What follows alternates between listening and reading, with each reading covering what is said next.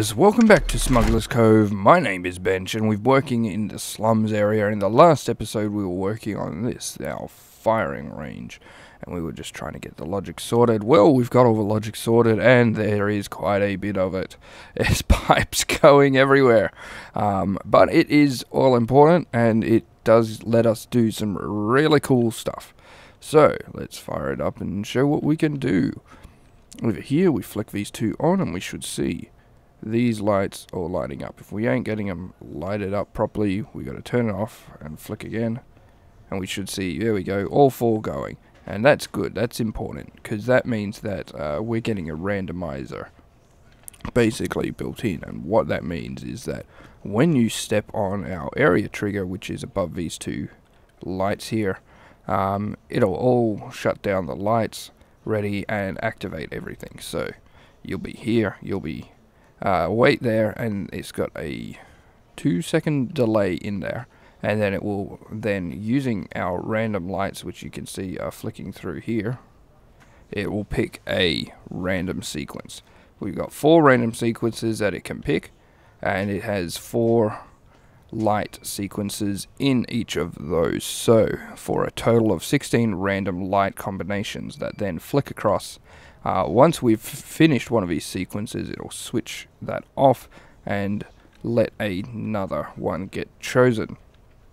And because some of the timing is all different, it should mean that we get a different one each time, and random ones each time. So, you know, it's truly random as far as what's capable with our current logic setup.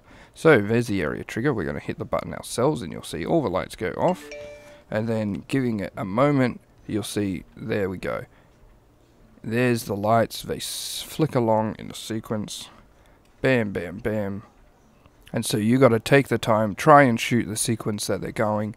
They do kind of follow a normal sequence, so there we go, it's just finished one of the sequences of 4 and it starts a new one. And you can see it is quite impressive. Look at it go. And once you're done, you can wander over here, flip the switch, and it will reset everything. It'll even reset these activation modules on the side as well. And Bob's your uncle. So we'll move on and start moving on to the next couple of storefronts that we have yet to do. Okay, we've been working on the gold trader here. You can see we enter in, and here we've got a nice little light and desk that we can hang out. I've got to move them somehow. And then we've got a long corridor that leads to the vault. Now the vault, we can see, is reinforced, and it's got these storage blocks that, the storage boxes that hold all the gold and everything else valuable that we're trading. And then we can close it, and you can see that's what the vault door looks like when it's closed. So we've got the big blast door, keep everyone out. It's reinforced on the top and the bottom. It is really nice. And so we've also got the blast door on the front. So it's a gold trader, and you know, there you can store gold, you can trade with the guys. And yeah, it's really cool.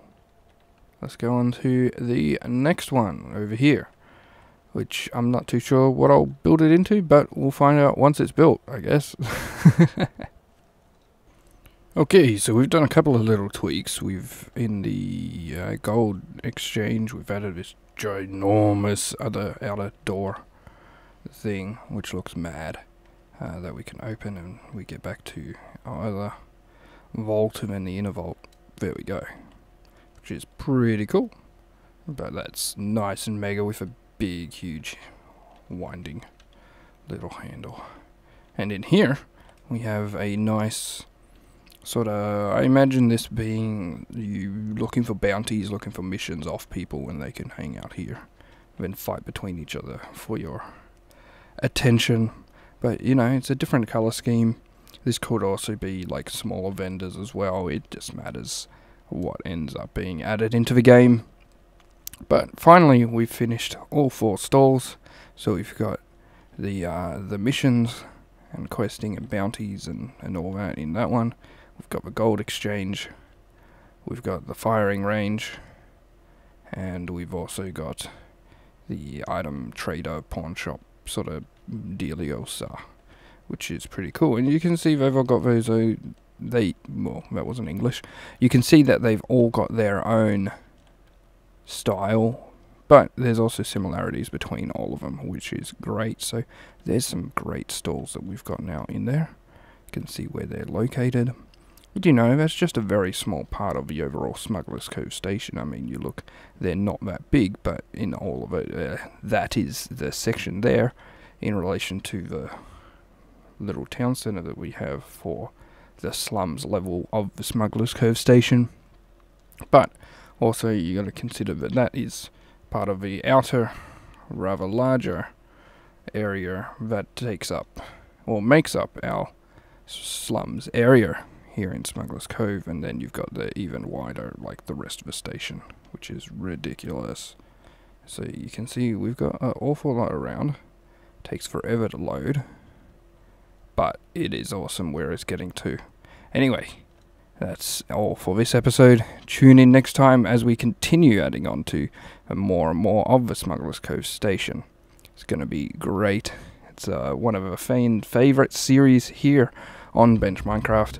Until next time, my name is Bench, and see you next time. Thanks for watching another Starmade video. We release videos every second day, so don't forget to subscribe.